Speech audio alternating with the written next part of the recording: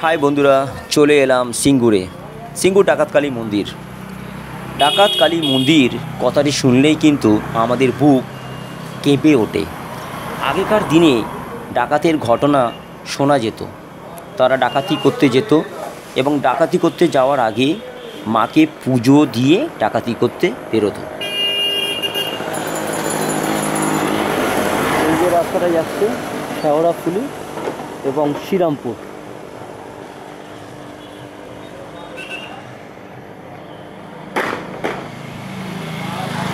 তেমনই একটি ডাকাতকালী মন্দির আছে পশ্চিমবঙ্গের হুগলি জেলার সিঙ্গুরে। এই জাগ্রত কালী মন্দিরের সাথে জড়িয়ে আছে মা শারদার অনেক ঘটনা। This way Sheoraphuli and Serampore. এবং এক রোমহর্ষকর ঘটনা যা শুনলে সবাই চমকে ওঠে। তো আসুন আপনাদের মন্দির সম্বন্ধে কিছু জানাই। হুগলি জেলার বৈদ্যবাটি তারকেশ্বর রোডের পাশে পুরুষোত্তমপুর এলাকায় অবস্থিত এই ডাকাতকালী মন্দির আনুমানিক 500 থেকে 550 বছর ধরে এই মন্দিরের পুজো হয়ে আসছে। এই মন্দিরটি কে প্রতিষ্ঠা করেছেন তা নিয়ে যথেষ্ট মতবিরোধ আছে। গগন ডাকাত না রঘু ডাকাত, এই দুই ডাকাত নির্মাণ করেছেন তা নিয়ে মতবিরোধ আছে। তবে যেই নির্মাণ করুক না কেন, এই দুই ডাকাতের নাম অনুসারেই কিন্তু এই মন্দিরের নাম হয়েছে ডাকাতকালী মন্দির।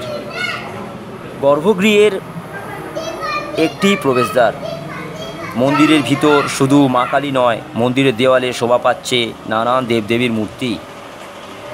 মন্দিরের গর্ভগৃহে প্রায় 9 ফুট উঁচু মূর্তি আছে। এই মন্দিরের মা কালী সিদ্ধেশ্বরী কালী নামে পরিচিত। ইতিহাস ঘাঁটলে জানা যায় রঘু অথবা গগন ডাকাত ঘট প্রতিস্থাপন করে এই পুজো শুরু করেছিলেন। তখন ঘট পুজো হতো, মন্দির তখনও তৈরি করা হয়নি। অতীতে এখানে গভীর জঙ্গল ছিল। কথিত আছে ঠাকুর রামকৃষ্ণকে দেখতে মা শারদা কামারপুকুর থেকে দক্ষিণেশ্বর যাচ্ছিলেন। তখন পথে রঘু ডাকাত ও গগন ডাকাত মায়ের পথ আটকে দাঁড়ায়।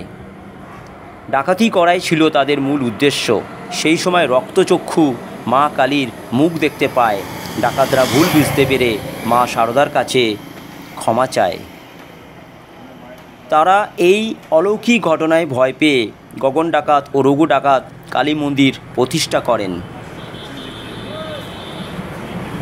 বর্তমানের মহারাজ মা কালীর স্বপ্নাদেশ পাওয়ার পরে নির্মিত হয়। প্রতিমা ও ডাকাতকালী মন্দির।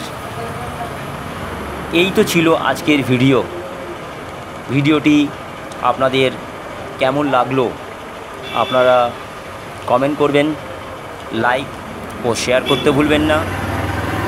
এবং ডাকাতকালী মন্দিরটি আপনাদের যদি ভালো লেগে থাকে প্লিজ আমার চ্যানেলটিকে সাবস্ক্রাইব করবেন, লাইক ও শেয়ার। তো গাইস, পরবর্তী ভিডিও পেতে আপডেট অবশ্যই করবেন। পরবর্তী ভিডিও আপডেট অবশ্যই আমাদের চ্যানেলটি সাবস্ক্রাইব করে পাশে বেল আইকনটিকে ক্লিক করে রাখুন। এবং ডাকাতকালী মন্দিরটি আপনাদের কেমন লাগলো আপনারা জানাবেন। ওকে বন্ধু, টাটা, বাই বাই।